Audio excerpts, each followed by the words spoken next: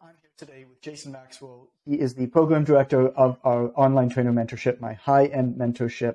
And what I want to talk about is really defined by this sentence, is some fitness and nutrition coaches charge thousands of dollars per client. Others have trouble selling stuff for $20. So what the heck is the difference, right? I want to pull back the curtain, share the entire process of why some people are able to do this, why some people aren't. And you don't need to copy the entire thing. Instead, what I expect will happen as you listen to this episode is one, maybe two light bulbs are going to go off for you. And this is common. Most coaches that we've worked with have actually most of the elements that they need. They just haven't quite figured out like how to put the pieces together. They have most of the pieces. Maybe they're missing one little thing here. As a result, though, they're working really, really hard on the wrong things. So what we actually do in our highest end mentorship as we're working with people is we don't actually do that much with people. What we do is we put the pieces together and we focus them, right? And so my goal is that by the time you're done listening to this episode, you know exactly what to focus on for things like your content creation, your sales, your client care, renewals, how to put it together in a way that's so friggin' dialed in that it's both sustainable and impactful. Does that sound good? Like, Jason, does that sound good? You with me? Yeah, for sure. The reason I've been wanting to do this for a while, actually, because everyone always talks about like the shiny stuff, which is like what you're doing on social media, how you're going to get leads, how you're going to sell into the program, like all that kind of stuff. Like if you listen to all the podcasts, they're all talking about that, but no one is talking about the actual delivery, which I think you do better than anyone I've ever seen. So I was super excited to come on and actually speak to you about this today. Awesome. Yeah. So in this episode, what we're going to do is we're going to cover attracting the right clients, but the focus is really going to be experiential, because attracting the right clients for sure is important. Don't get me wrong, but how does the program feel, right? Like how does it feel when you're working with people? How can you affect that as a coach? And what you'll see pretty soon is that it actually begins at the start of the sales process. Because selling is coaching. Marketing is your first coaching opportunity. It doesn't start after you've sold them. The sales, the marketing cycle is the beginning of your coaching. And if you don't do that in a way that's aligned with the way that you coach, you will find that your coaching starts to fall flat.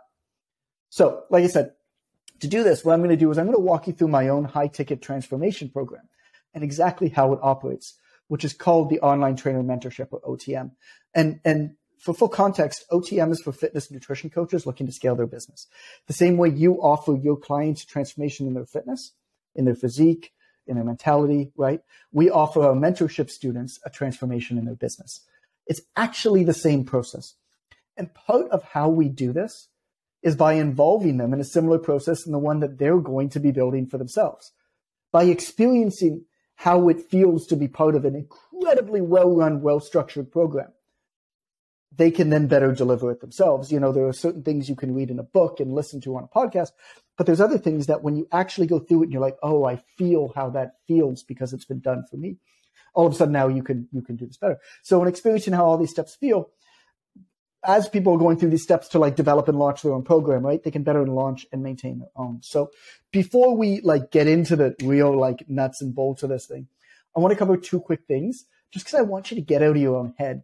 Because if you're like most people we work with, you actually provide way more value than you're probably giving yourself credit for. So first is going to be a harsh truth. If people keep saying you're too expensive, one of two things are happening. Number one, you're attracting the wrong people. Or number two, you're not communicating value well. Could be both of them. Think of it this way. You have a pain, right? Whatever that pain is, you have a pain. The pain is with you every single day.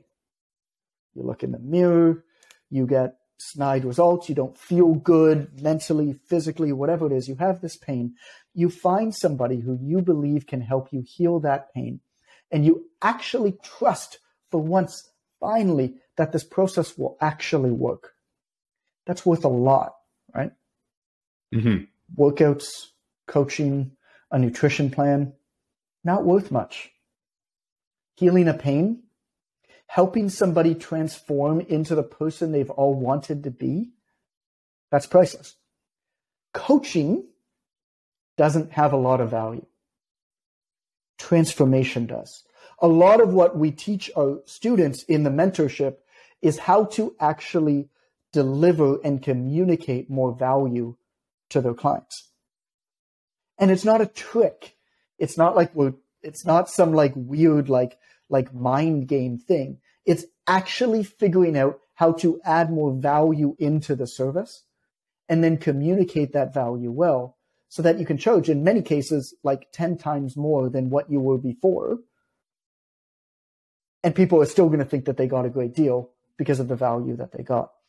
Mm-hmm. Yeah, John, like the way I like to look at it actually go for it. Is if you have, let's say we're talking about like your coaching and compare it to like phone service. So the way people traditionally sell their services is like selling the phone bill. And who is excited about getting their phone bill? Right. No one's excited about getting their phone bill. Every time I get it, there's like an extra charge that I just had no idea was even coming out. But what are you excited about with your phone? You're excited about talking to a long lost friend. You're excited about connecting with that girl from Tinder. You're excited about what your phone can do for you and how it's going to transform your life.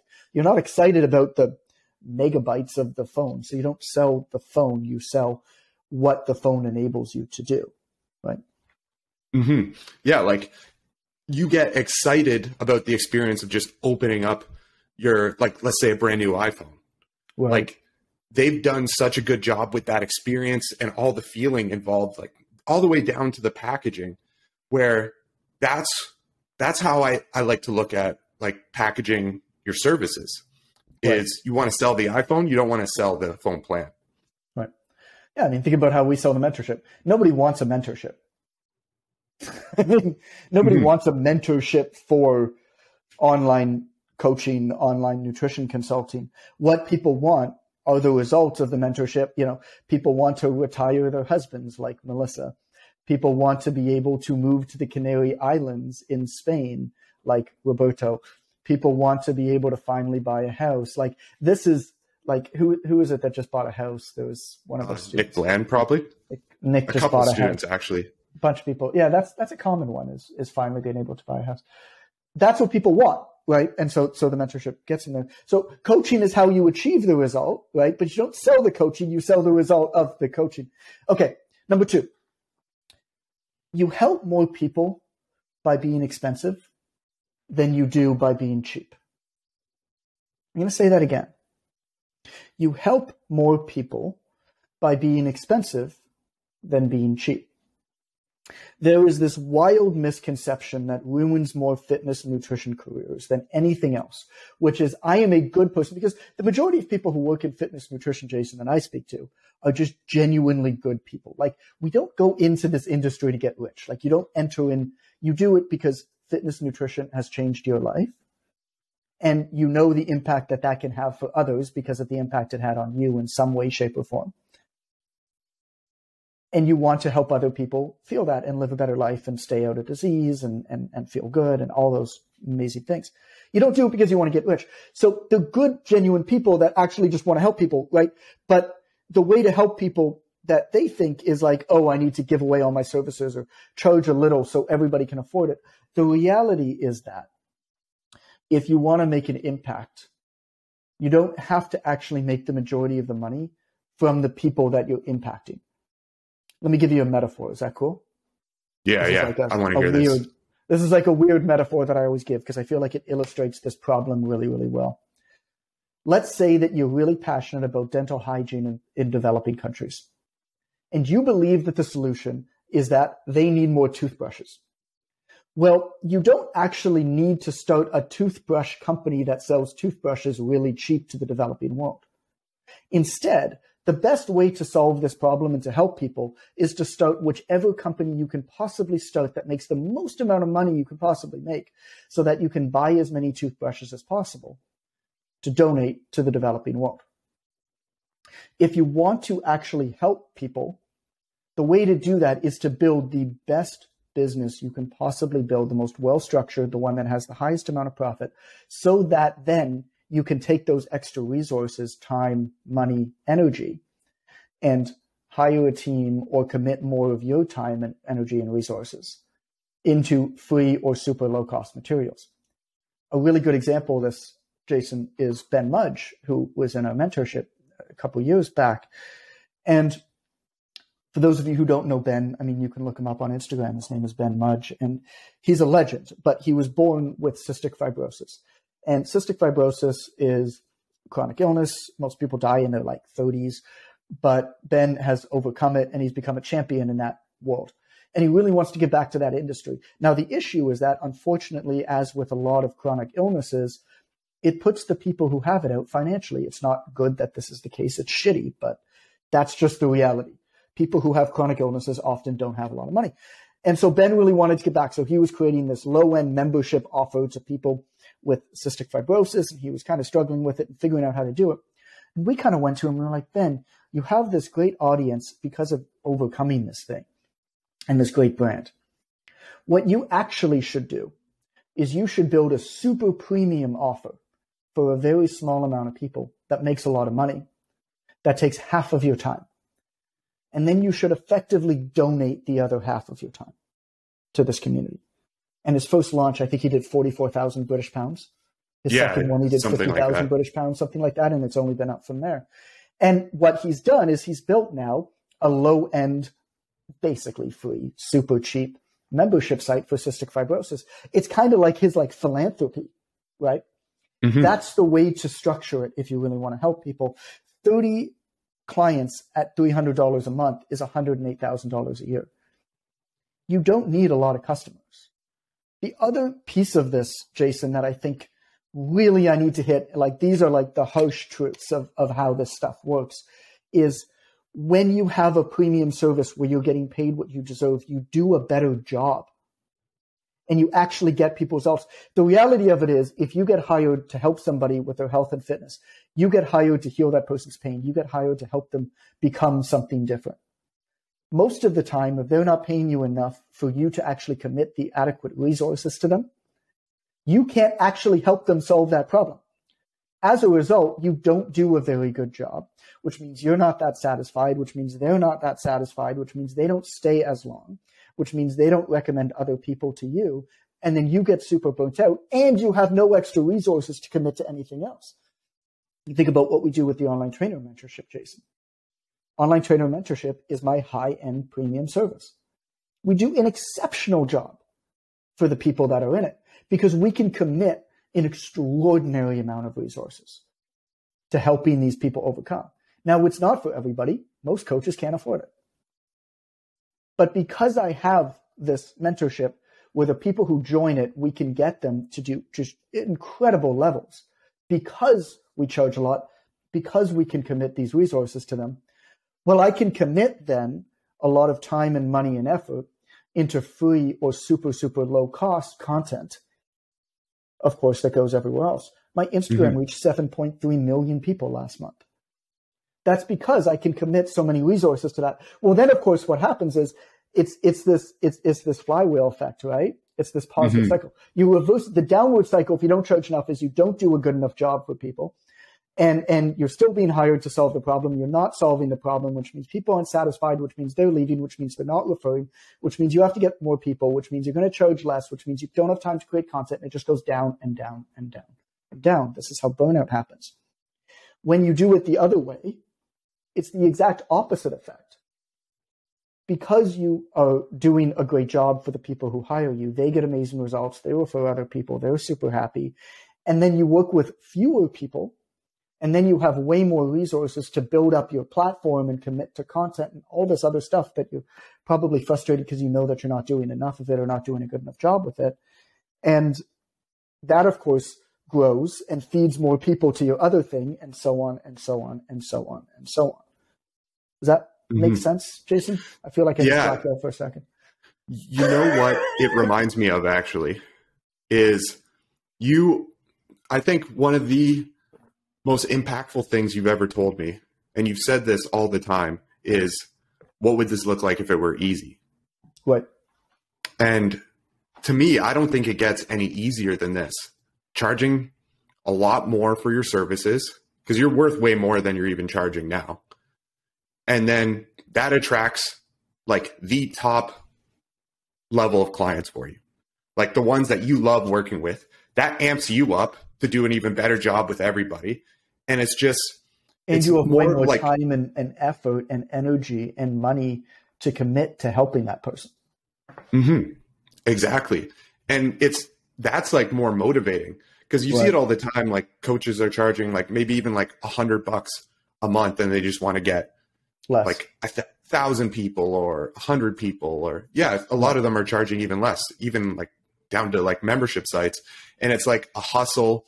It's really negative. It pulls you down, but you really want to surround everything in your life of something, very positive, something that can pull you up. And I think that's a lot healthier way to build a business, but also to live your life. You think about how society forms, right? And I don't want to dwell on this because I really want to get into the like experiential part of it. But you think about how society rewards work. Society doesn't reward effort. Society rewards the results of the work. Specifically, society rewards the person who gets credit for the results of the work. Now, that's an interesting nuance because what that means is that you don't even need to do the work, right? You don't even need to be doing the coaching, which is eventually, if you're a business owner, where you might get to. Some people want to coach for the rest of their life. Some people want to own the business. And either is fine. But the fact is, the vast majority of the rewards in terms of reputation, in terms of money, in terms of just like fulfillment, are given to the person who gets credit for the results of the work. Think about that for a second. Okay. Let's dig into content really, really quick. Because this isn't like a super important bit because the truth of the matter is you actually need way less content than you think that needs to be way more directed. And I'm going to give you two very specific examples. But I know that everybody listening to this is like, yeah, but what do I post on Instagram? So an account must be about one thing. Ostensibly, an account must be about one thing. My account is about bringing humanity back into the fitness industry and how that leads to more success than tricks and hacks, right? So an account needs to be ostensibly about one thing. Now, within that, you leverage three types of content: viral, value, and depth. Now, when your account is about one thing, you become known for that one thing, right? It becomes much more clear what content you create. And then what you do is you create content around those pillars: viral, value, and depth. And you take in feedback of like, oh, is this piece of content successful? We'll just do more like it. Break that topic down into its parts, create a content piece on its parts, right? But more than anything else, you probably don't need content the way that you think about it. Most people don't. Now, not to say that there's anything wrong with it, but the content game is a hustle. It's really, really hard. It's super time consuming. It's hard to set yourself apart. And I don't know about you, Jason, but like most people I speak to these days in the fitness industry are so anti-influencer, are so like, I just don't like creating for social media, but I know I have to, so I do it. It's like, yeah, if that's the way that you think, you probably shouldn't create for social media because you're going to do a shit job. Like if you hate social media, like you're not going to do a good job creating content for it. So the question then is, what do you do? So one of the things that we do in my mentorship is I host a hot seat every 2 weeks, where what I do is I break down 4 different people's businesses. So basically anybody who wants to be on the hot seat fills out a form, and then we bring them up on a Zoom call and everybody can watch, and I break down their businesses. So I want to tell you about 2 of them that happened. The first one was Jeff. Now, Jeff had a dead Facebook group. Jeff trains parents, right? His audience is parents, moms and dads. And he had a Facebook group that was good for a while, but then it became dead. And he's like, how do I get more people into it? How do I create content that gets more people into it?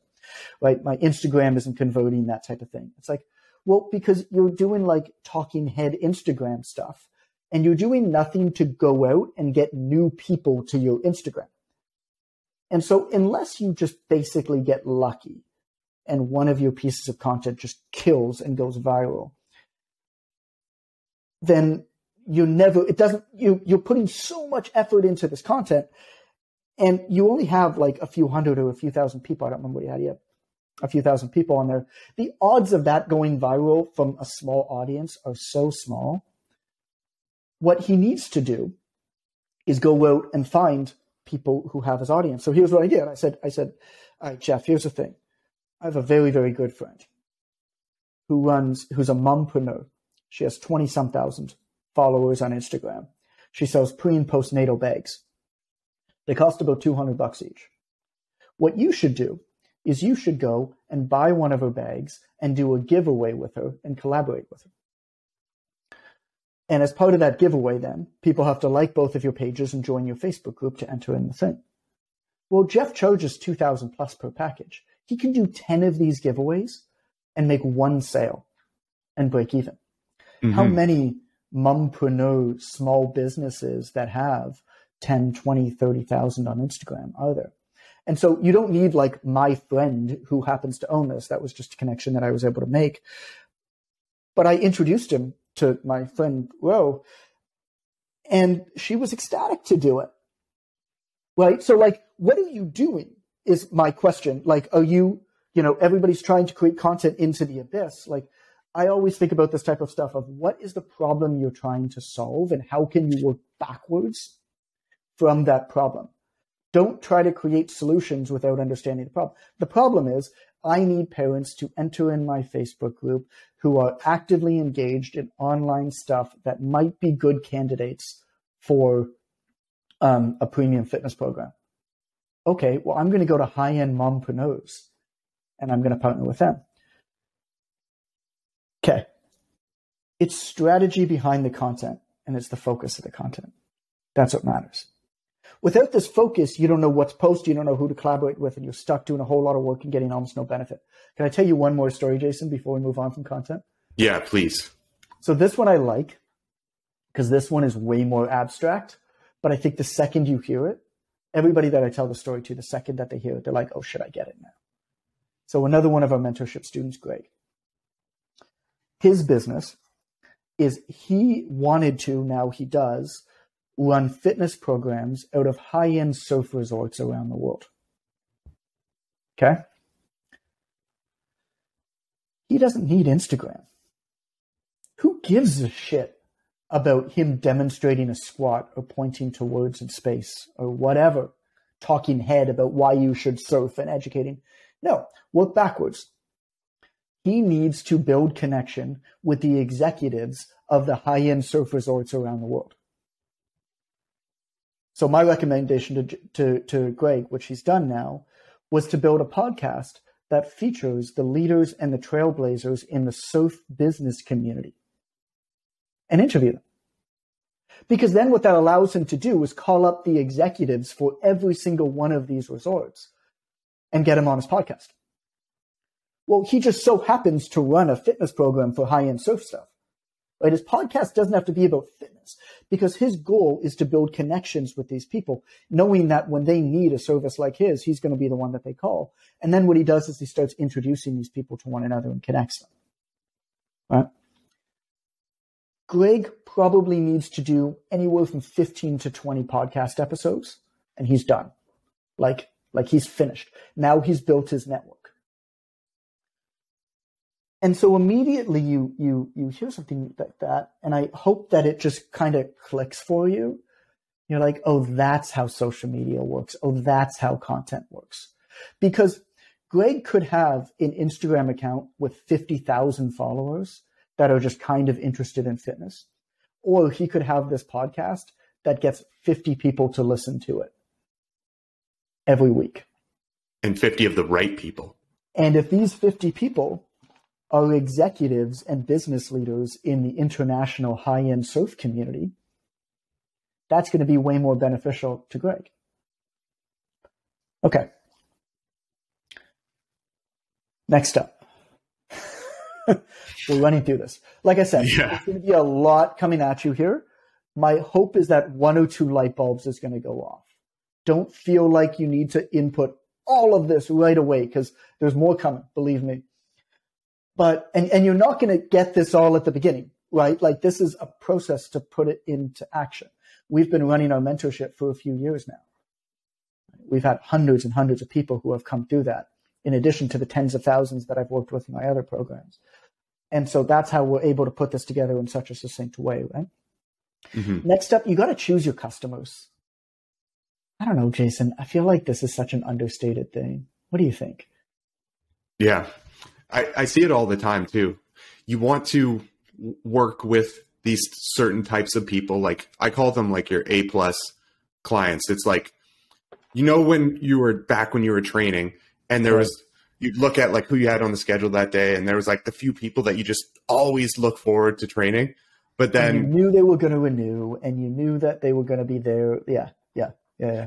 And the problem is that hour just goes by so slow. I remember I had this client, Andrew, and he was my last session of the day, 6 p.m., 6 to 7. And I would go to bed at 8. So I would want to finish at 7 so I could get home, make my lunch the next day and get to bed. But he would always stay and just like chat with me and like a bunch of the other trainers. And it was like the best time ever. So you want to choose and actually like work with those type of people, right? Yeah. So like a lot of the process is going to be inbound DMs. Like you need a way to communicate with people. Now, I don't believe in God, I saw this thing on one of the other Facebook groups. I won't say which one because I don't want people to go look for it. But they were like, hey, I have a question. I hired this new business coach and they told me to do 1,000 DMs a week. That seems excessive. And I was like, hey, sometimes you got to just like write a message and like send it to somebody else because you need to write it. So I actually wrote a response and I just saved it like in a note because I needed to just write a response, but it's not my place to comment on this. But basically my response was like, what in the hell? Like how, I mean, this is like hardcore door-to-door selling. And I don't think that there's anything wrong with that. But it ain't right for most people. I don't want to be spending my day sending 1,000 cold DMs. That's just the end of it. So I believe in inbound messaging, right? Basically, people will be prompted to message you if they're interested in respond. So it's attraction is what it is. And if you don't have a good process for choosing your customers, this DM process sucks. It's not about the script of the thing. I mean, sure, we'll provide you scripts if you're in a mentorship, but it's not about the scripts of our thing. It's about actually choosing your customers. But mostly, a high-ticket transformation program is for a very specific person and not for others. That's what makes it more valuable. It's the process. It's the constraints of the thing. And so the only goal of a quick DM back and forth is to gauge whether they fit your like general guidelines and then to get them on the phone. So for the online trainer mentorship, like for people we work with, it's 1,000 a month. Like you need to be making a minimum of 1,000 a month online in order to qualify. Now you could be making as much as 30,000 a month, but you need to be making a minimum of 1,000 a month. So all that we're doing in the DMs is people message me because we'll get how many DMs did we have last week? Like 500. Like we'll get like a bunch of people messaging us. All that we'll do is we will basically have like a very quick back and forth just to gauge whether they hit that minimum requirement and then get them on the phone. It's not a full conversation. It can't be.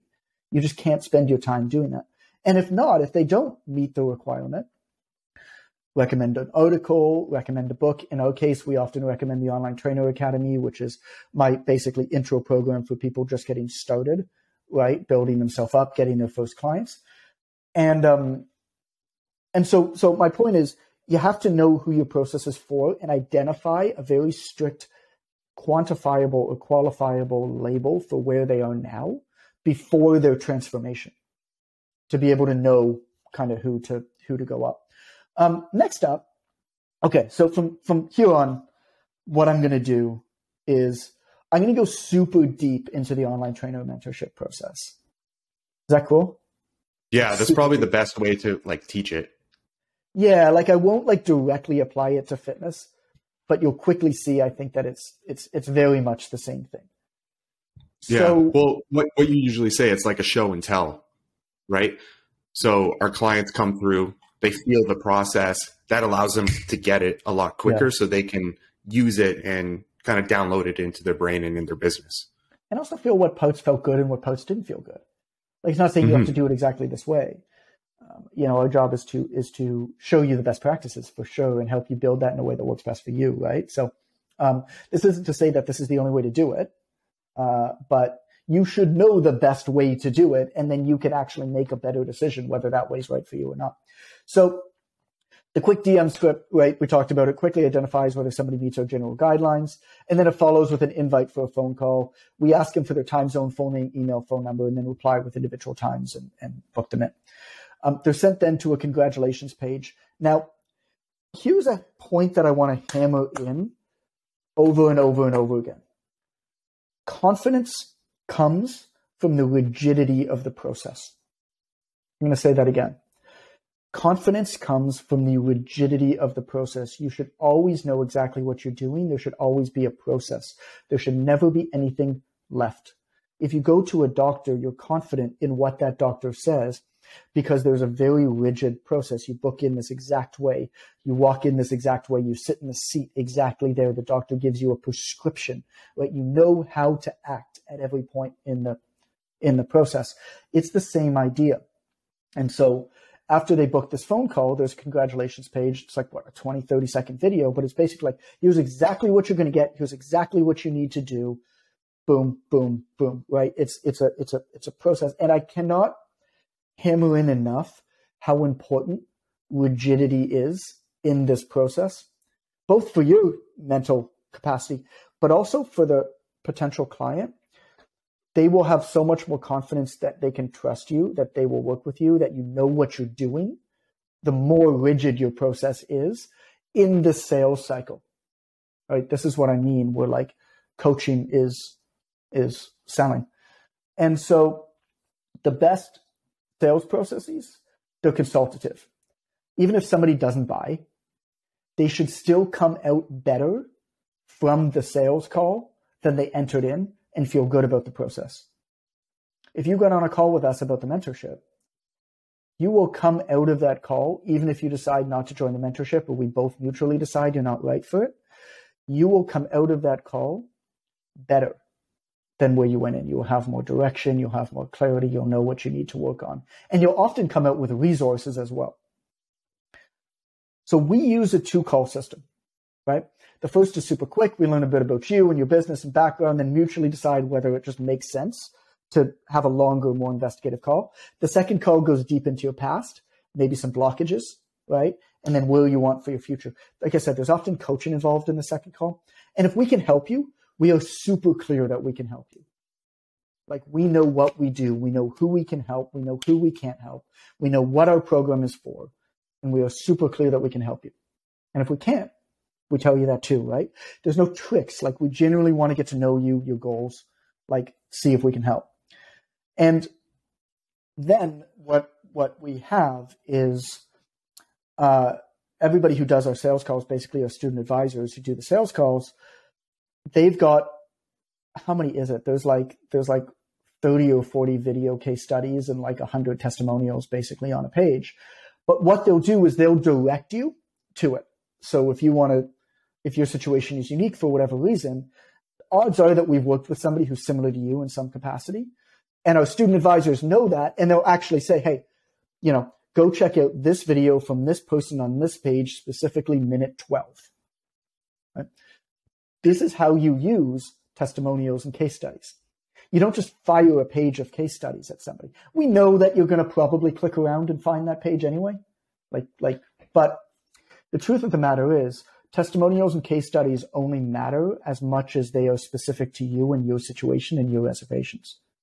And so after we've spoken to you, what we do is we have this huge batch of people that we've helped. And we have it really well documented on our end, what situations these fit into and these timestamps. And our student advisors will then send and say, okay, here's something specific to you to help you overcome this reservation. I can't that point again, I kind of want to dwell on, Jason, but I don't want to take too long. Maybe talk about that a little bit. Just how important that is, because testimonials, case studies are so important, but so few people use them in any, it's just like, oh, here's everybody I worked with. Boom. Well, think about yourself. Would you ever look at that? Or think about if somebody were to say to you, hey, I totally get it, Jason. Man, look, we had somebody else who was in a similar situation to you. Like they wanted to buy a house. They were super busy in person, but they needed to get out of that. They needed to figure out a way to transition, some of their clients and get some people online, but they were nervous because they had these expenses and they had a baby coming. And look, Nick was just like that, man. Here, we actually did a video with him You can watch the whole thing if you want. It's about 20 minutes long, but specifically what I really think you would benefit from is minutes 4 to about minute 7 in that video. Can you watch that for me? Like which one's more powerful? Right. Exactly. Right. A lot of people, they don't know what to do with the testimonials. They just kind of use them to market and sell the program for them. That works a little bit, but I would say it's like 1% as effective as actually just like tailoring testimonials for people. Like, I think what does help with your marketing is if you have a page where it's just all your testimonials, so you can see like the volume of people that you've helped. People are going to click around. Like if you go to Online Trainer Mentorship.com, like if you go to a page and we know you're going to look at that case studies page, but it's not going to help you make a decision, right? It's not going to help you like, okay, this is right for me specifically. It's going to be like, okay, this is legit or this isn't legit.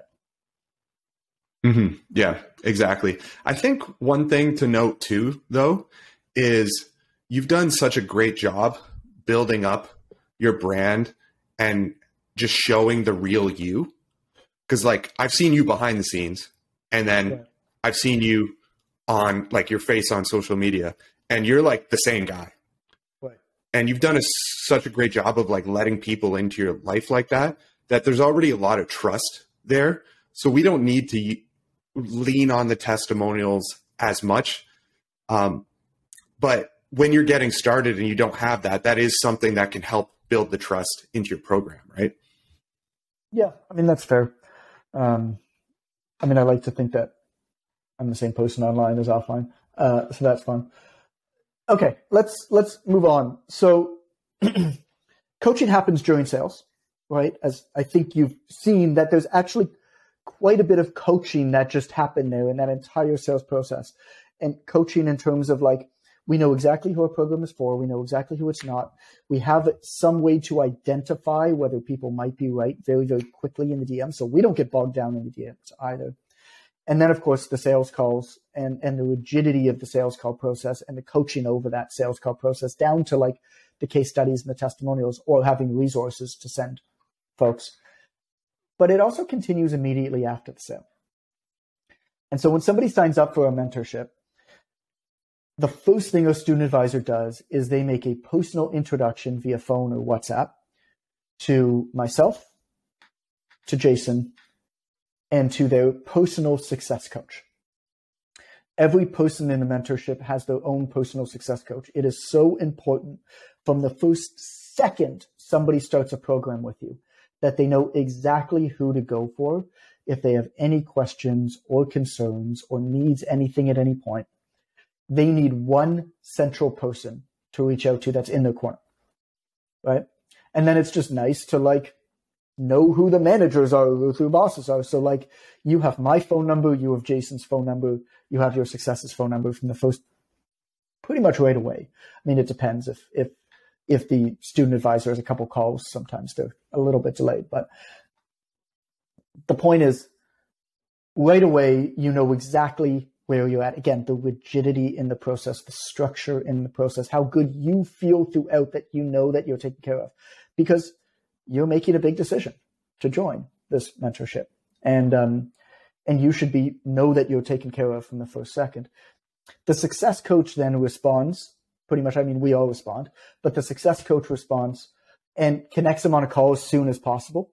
And this call is usually what, like 5 to 10 minutes, Jason, the first one? Yeah, it depends, but around that. Usually 5 to 10 minutes, right? And the idea with the call is they just get to know you, right? They say hello, and they get you into the Facebook group, which is where we host our community, and they get you into the student portal, which is where we host the content and the curriculum for the actual mentorship, and they show you where everything is. Again, nothing can be confusing. They actually are on Zoom with you, like walking you through, logging you in, so you know exactly where everything is. Nothing can be left up to chance. And then what they do is they give you a vision assignment and a business analysis form. So they have notes from the student advisor who did the phone calls with you. And then they give you a vision assignment and a business analysis form. And then they schedule something called a 4 C's call, which is a business audit. So talk to me about the 4 C's call, Jason. Yeah. On that call, it's really, that's your first time to really get to allow your success coach to know your business or get a good feel for it. First. So let me take it back a step and then I'll kick it back to you, Jason. So 4Cs is our process, right? You always want to have a process because when you have a process, when you have a curriculum, again, this all goes back to the vision of the thing. You know who you help. You have a very distinct pathway to help people.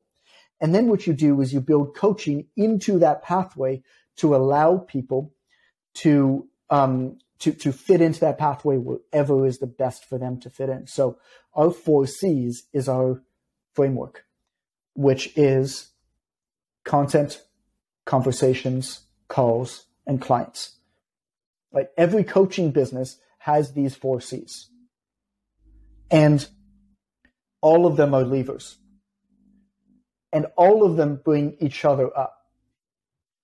Most people try to work on kind of a little bit like them all at the same time. The truth is you should actually work on one of them at any given time really hard, knowing that the other ones have their time and place for you to work on later.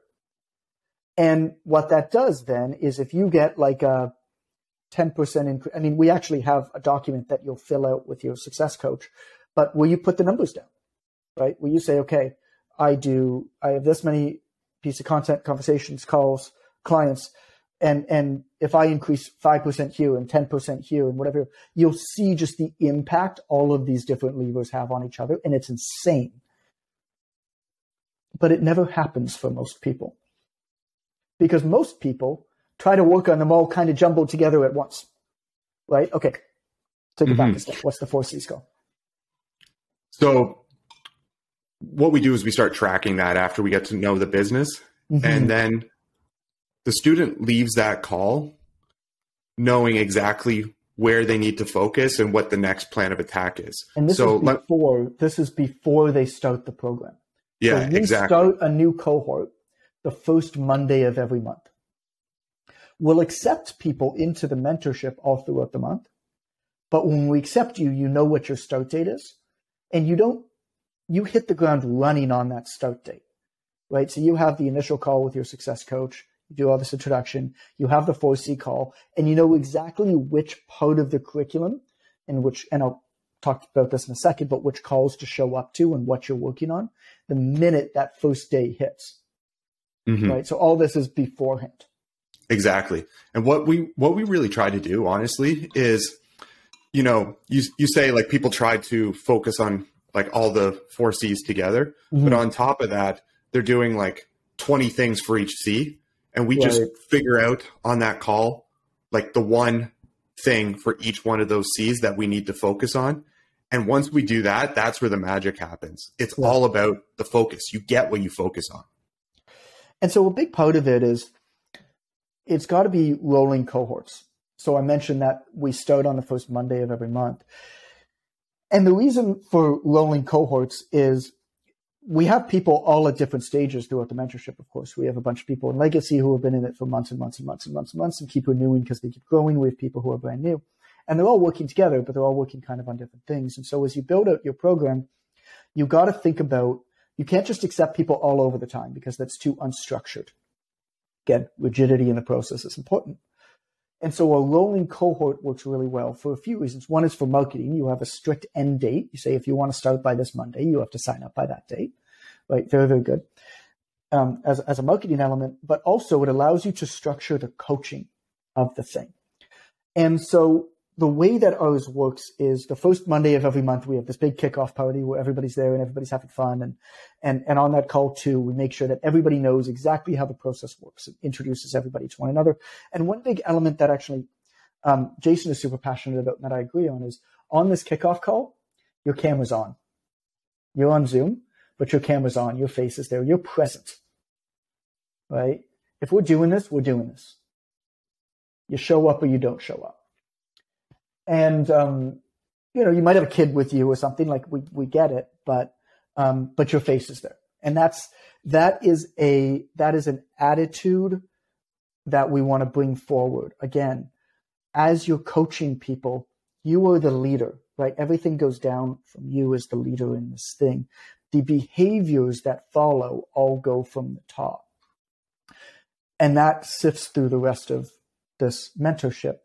So there's the kickoff call, but keep in mind now, you've already done this 4C call. So you already know where the biggest opportunity is, because what your success coach and you will do as you go through this vision assignment and business analysis forum with them, and they're mapping out these 4Cs with you before you start the program, right, officially. What they'll do with you is they'll look for the biggest opportunity. And you might not start at content. You might start at calls. You might start at clients, which is like super client care, a lot of this experiential stuff we're talking about. Depending on where your business is at, it's wherever the biggest opportunity is. Now, you will probably work on all 4 of them. You might not. Not everybody does. But the point is, on day 1 of the program, you know which one you're working on. And what they will do is they'll unlock the content then in our digital portal for you.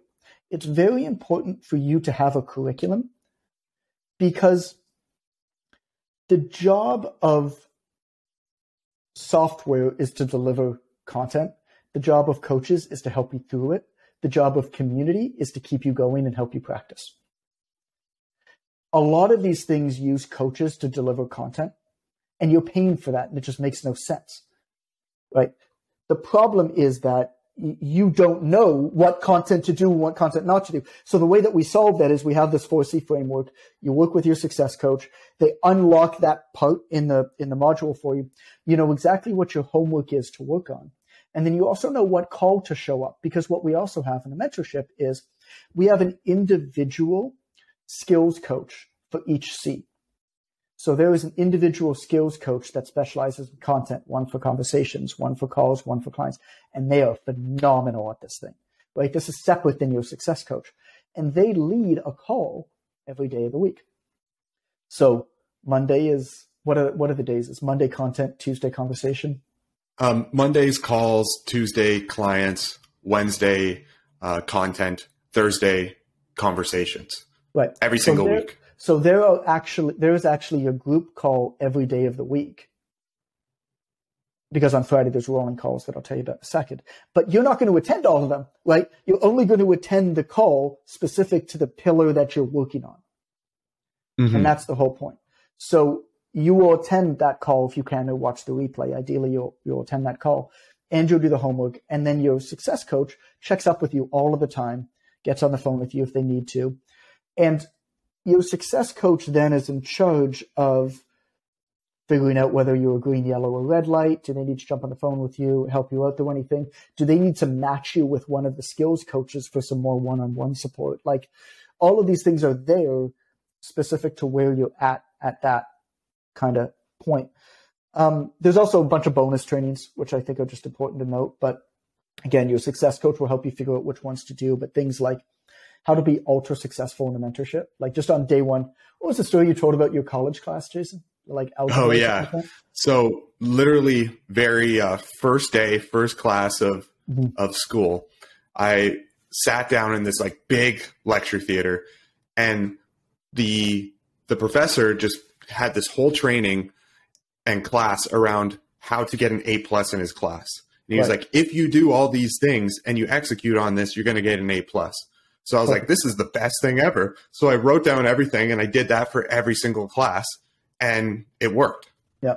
So lesson 1 is a bonus training on how to be ultra successful in the mentorship, right? But then we have bonus trainings on things like time management, mindset, Instagram, selling with stories, and then extra training on things like DMs, calls, objections, right? If you need it. And again, your job is not to figure out what you need. That's your success coach's job. Your job is to converse with your success coach back and forth, be honest with them. They'll be honest with you.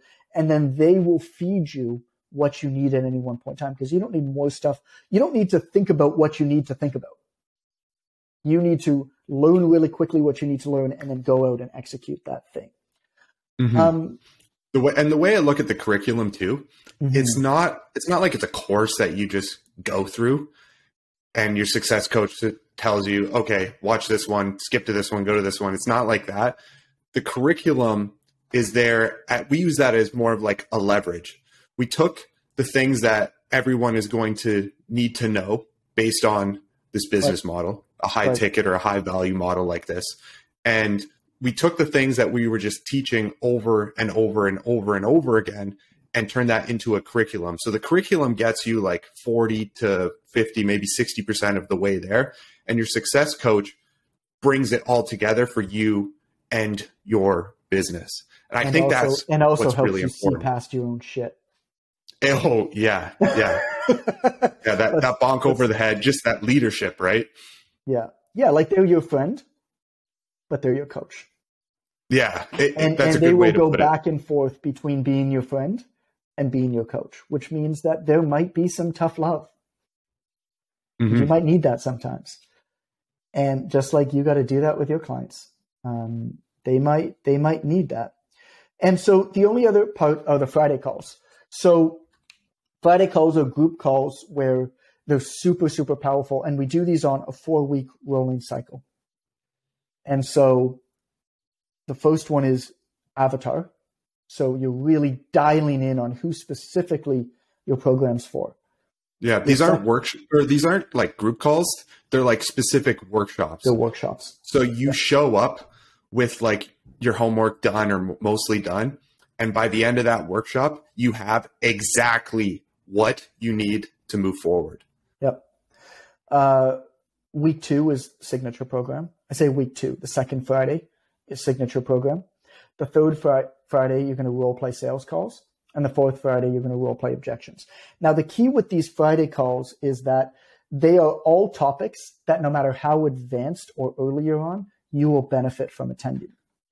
And so we have people who have been in the mentorship for 2 years who still attend because there's so much value in things like continuing to work on your signature program, continuing to role play sales calls and objections, and dial in more and more and more and more on the avatar. And so it's not like this isn't a 4-week program like that. So we just roll a 4-week cycle of these calls, but you should actually be attending these calls for years because it's like anything else. It's doing the reps on these things. And then every 2 weeks, I do a hot seat where I dissect for business as a call. And you can apply to that. And those are really fun to attend. Those examples like the one that I gave with Jeff and with Greg for the giveaway with the mom. And what I'm really, really good at is just saying, okay, like what's the problem here, right? What are you actually trying to accomplish? And is there an easier, simpler way to accomplish what you're trying to accomplish? Because there almost always is. And then the only other part I think to hit on in terms of like the structure, Jason, is quick wins and like launches.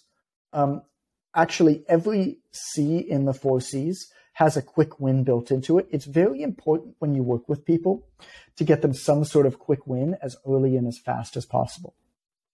And so our goal with the mentorship, no matter which pillar you're on, is to get a win within that pillar really, really fast. And then the actual launch might change when you launch your like signature program, but generally it happens around like week 8. But you'll figure this out in the implementation plan, right, with your student advisor.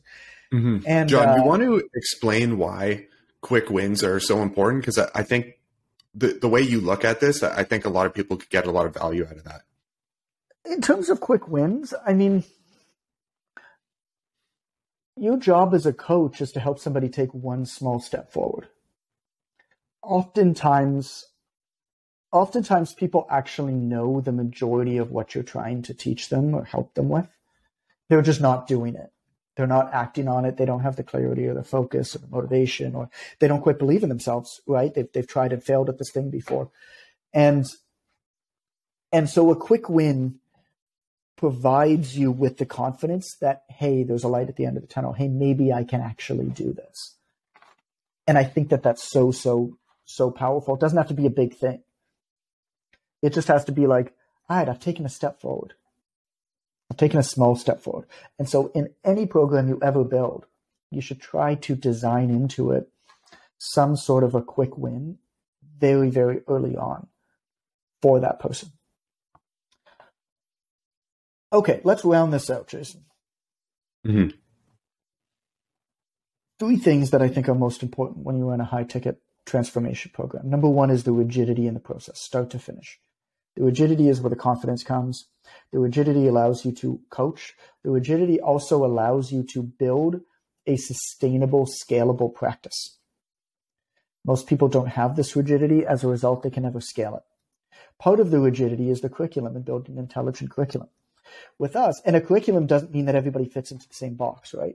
A curriculum means that, hey, we know exactly who we're taking. We know exactly in and around what their starting point is. We know the transformation we want them to achieve. We know the steps to get there, and we have the best process to get them there. But people will fit into that curriculum at different points and in different ways. And so the coach's job is to help you fit into that curriculum. Now, if you never actually build that curriculum out, what happens is you can never scale your service.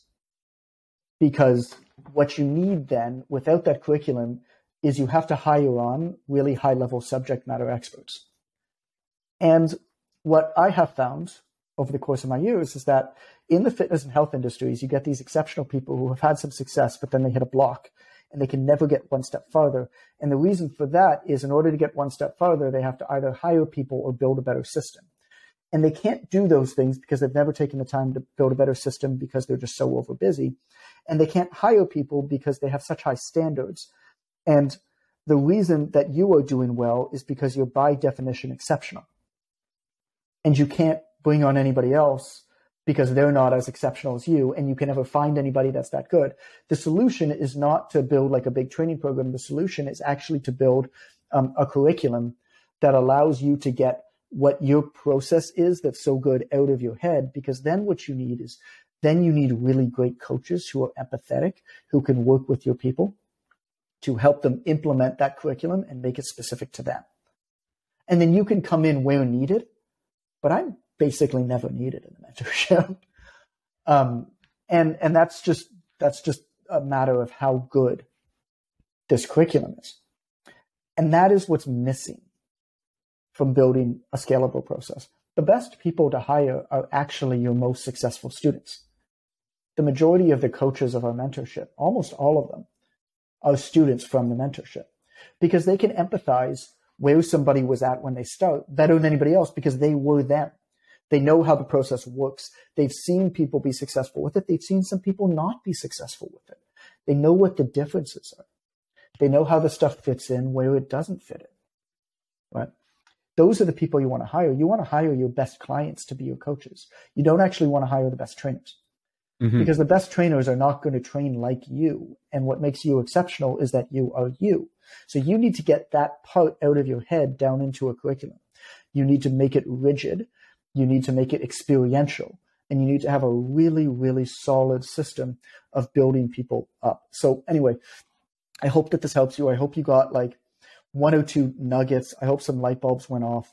And if you're interested in our mentorship, which I spoke about a fair bit here, the easiest way is just on Instagram.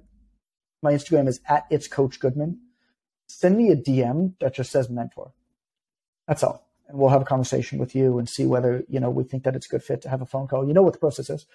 So yeah, if that's something that you think you might benefit from now, in the future, whatever it is, don't hesitate. Like, we'd love to meet you. Instagram @itscoachgoodman is my handle. And just send me a DM that just says mentor. Anything else you want to add, Jace? Yeah, I would say I would leave it with this. Our process, we're always looking to improve it. And I think that's going to happen with everyone listening to this. You should always be aiming to improve and iterate on your program and make it better. So like, if you can just take one thing from today and start implementing that, like you're just looking to get like 1% better. Like, you don't want to implement everything and completely change like all the good stuff you're doing. What you really want to do is get 1% better every day, every week. And that's going to change your program over time and just improve it. And this is exactly what we did. Like, we didn't start out with this process 2 years ago. It was completely different.